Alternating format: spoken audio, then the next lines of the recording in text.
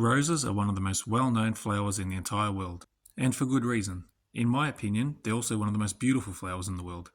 And I challenge you, leave a comment in the comment section to let me know a flower that is nicer than a rose. Today we're going to share with you our top tips for growing beautiful roses in your garden at home, including how and when to prune and feed your roses, as well as the dread of black spot and those annoying little bugs, aphids, and also a few companion plants that can help you out along the way. So be sure to hit that like button and subscribe to the channel, and we'll share with you all of our gardening knowledge. So let's start off with pruning. The shape of this rose here is almost perfect, as you want the rose to be almost like a wine glass to allow good air circulation all around the foliage, including through the middle of the plant. As we can see, this rose has quite a few flower buds on it, including open flowers, but it also has quite a bit of black spot on it, so it does require a bit of work. But we can clearly see that there is no dead branches on this rose, unlike this rose here, which does have the dead branches on it. So when we come through to prune, we will definitely need to be removing these down to the lower node. So here we can see where the new growth is coming out. So we cut just above this, so all the dead wood above it is gone and the new growth can take its place.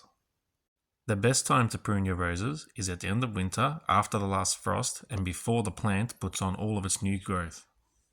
And this is when you want to be cutting your roses back from a third to a half, as roses love a good haircut and they will thank you for it in the season to come.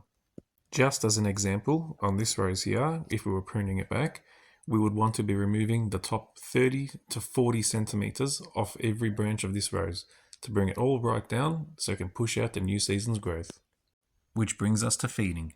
If you get this right, you'll be looking at dozens of beautiful roses all season long, but unfortunately, if you get it wrong, you could have no flowers at all, or even 6 struggling roses doing nothing at all, like this one here.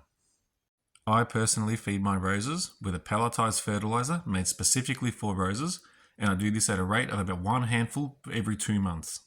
And we also feed our roses with a liquid fertilizer once a fortnight, and we increase this to once a week during the main growing season when the plant is pushing out all of its flowers. And being careful not to wet the foliage like this. And this right here is the reason we don't want to wet the foliage. The one thing that all rose growers hate, black spot. First of all, what is it?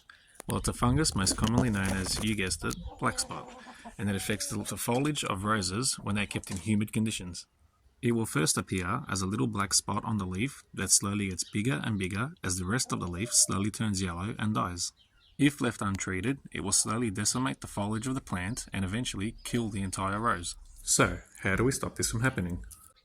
The first thing we need to do is remove any affected leaves and branches from the plant. We need to place them into a plastic bag and throw them into the rubbish bin. This way, we will avoid the spread of the spores around the garden.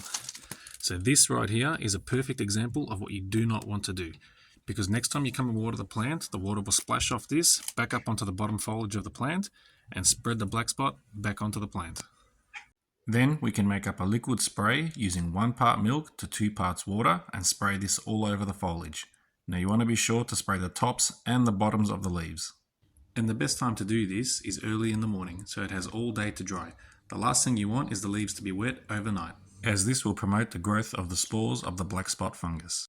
It's also a good idea to put down a good layer of mulch, as this will stop the spores of the black spot from splashing up out of the soil onto the bottom of the foliage of the plant, as well as keeping the root system nice and cool on those hot summer days.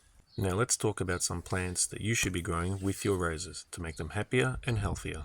The first one is sweet alyssum, and the benefit of growing this plant with your roses is that it attracts a host of beneficial insects, including ladybirds and hoverflies, which will feast on the aphids that are attacking your roses. And the other one is nasturtium. Now the benefit of growing this plant is that bugs like aphids would much rather feast on the nasturtium plant than your rose, so your rose will be happier and be able to thrive. Now, fortunately for me, but unfortunately for you, I don't currently have any aphids to show you in my garden. However, I will leave a link at the end of this video to another video that will show you how to make a spray that will completely eradicate them from your garden. I hope you enjoyed our video on our top tips for growing beautiful roses in your garden. If you think we left anything out, then please let us know in the comments section, as we'd love to learn anything that you're doing that works for you. And as always, please like the video and subscribe to the channel if you like the content. And thanks and bye for now.